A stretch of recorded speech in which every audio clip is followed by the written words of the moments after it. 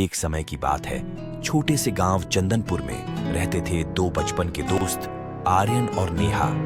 उनका रिश्ता वही था जो गांव के मुख्य चौराहे में खड़ी प्राचीन बरगद के पेड़ की जड़ों की तरह मजबूत था। ये पेड़ ने जीवन के रूक रूक कर बदलते मौसमों को देखा था, जैसा कि आर्यन और नेहा के जीवन के रिश्तों की लहरें भी देखी थी। आर्यन एक उत्साही कलाकार जिसके सपने थे कि वह कला जगत में बड़ा बनेगा, एक दिनमांगी जीवन जीता था जिसमें रंगों और कल्पना के झटकों से भरी थी। वहां नेहा एक युक्त स्वभाव की युवती थी जो स्थानीय पुस्तकालय में काम कर रही थी। उनके जीवनों ने उच्च विद्यालय के बाद विभिन्न पथों पर चलना शुरू किया, लेकिन भविष्य ने उनकी कहानियों को फिर से मिलाने का एक रास्ता बनाया। सालों के साथ आर्यन की कला को पहचान मिली और वह कला समुदाय में एक उभरता हुआ सितारा बन गई। हालांकि उसकी सफलता एक कीमत पर आई।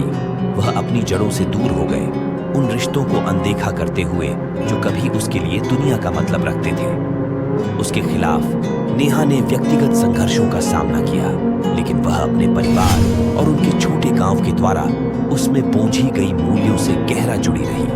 एक दिन आर्यन को एक व्यस्त शहर में स्थित एक प्रतिष्ठानोपरम गैलरी में अपनी कला प्रदर्शित करने के लिए निमंत्रण मिला।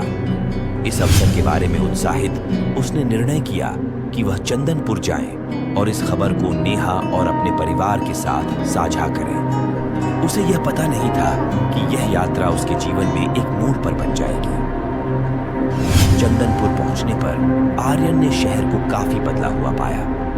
नए इमारतें पुरानी की जगह ले चुकी थी और एक बार पहचानी जगह अब अजनबी लग रही थी। हालांकि बरगद का पेड़ समय के गुजरने के एक मौन साक्षी की तरह खड़ा था। जब वह अपने बचपन की जगहों और अंत में नेहा की पुस्तकालय की ओर बढ़ा तो आर्यन का उत्साह नॉस्टैल्जिया में बदल गया।